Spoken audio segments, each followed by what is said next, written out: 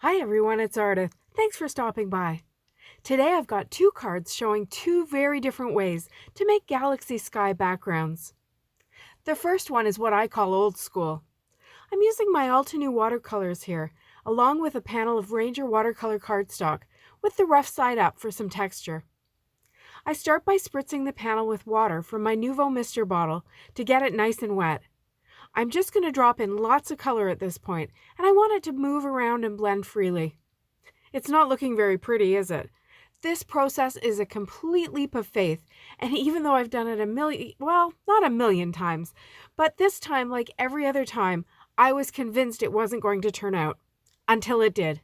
Keep watching. I'm using a whole rainbow of colors here, and I'm not worrying too much about them getting muddy. I just want lots of coverage.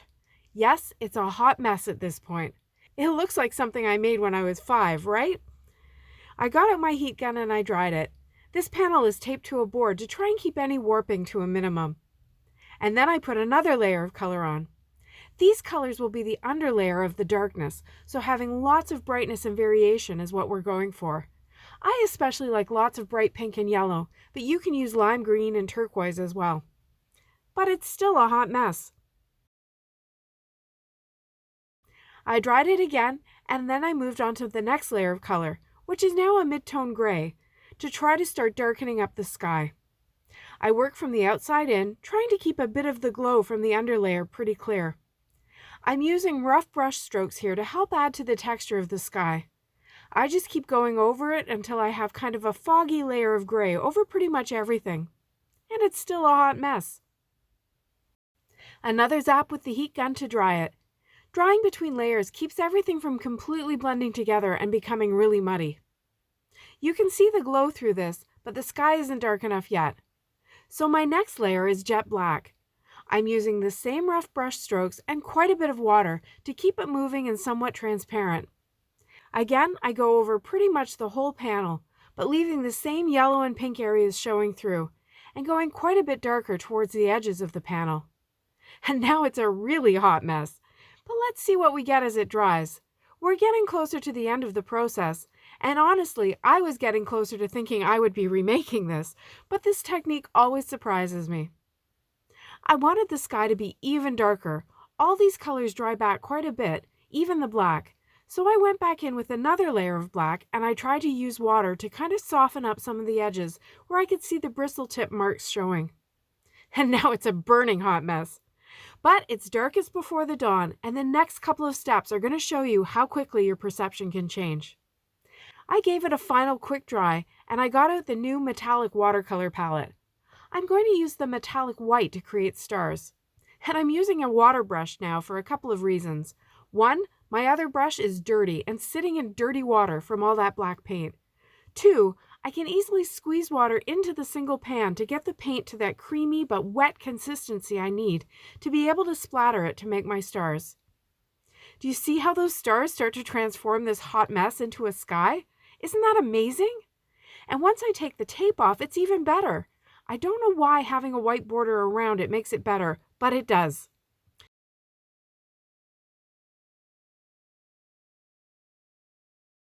To finish my card, I trimmed down the panel and I cut all 4 layers of the Birch pressed Nativity star from white cardstock, and I layered them up. I also used this joy die, cut 3 times so that it would have a similar thickness as the star, and I added that to the card as well. I had to trim a bit of the star off to fit the sentiment, but I'm really happy with how this turned out, even after all those heart attacks. My second night sky uses the metallic watercolors on black cardstock, and it involves a lot less panic. This cardstock is Altenew Jet Black. It's not watercolor cardstock, but it holds up well to the amount of water I used here. I spritzed the pan of colors with water to activate them, and then I got out the same Nuvo 1/2-inch flat brush that I used in the previous card. This brush comes in a big set that is inexpensive, and I find they work great. I start with my darkest color, purple, and I just spread some color over random areas of the black panel, using horizontal strokes. I love how this purple looks on the black, and when I add the blue, it's even better. It's like a peacock feather with vibrant, deep, rich color and gorgeous shimmer. I use some green in a few places on the panel, and then I go back in with some red. Again, I want lots of variation in my sky. This time, the black of the cardstock is the underlying color, and the colors are rich because of the darkness underneath them. These paints look completely different on white cardstock. I'll link to a video above where I compared how they looked on black versus white cardstock. When I had full coverage, I went back over the whole thing with a damp brush just to kind of blend out the colors and soften them a bit. At this point, I would call it a warm mess. Again, we really need the stars to be able to recognize it as a sky.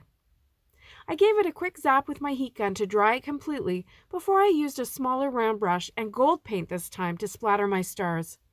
Again, lots of water in the pan until I got a nice creamy but wet consistency for splattering. To add some bigger stars, I just used the paint in the brush and I pressed the very tip of the bristles down in a few places. Then I gave it a final dry. When I removed the tape, it was a bit strange to see a black border rather than white, but wow, the shimmer on this is just amazing. To finish this card, I used the ISSA Snowflake layering die set, and then the piece die, again cut 3 times and stacked up. So there you go, 2 different ways to make a night sky. It just depends on the look you want and how much drama you're prepared to deal with. If you enjoyed this video, please give it a thumbs up below and subscribe to my channel for more inspiration. Product links are below and also on my blog. Thanks so much for watching. See you next time.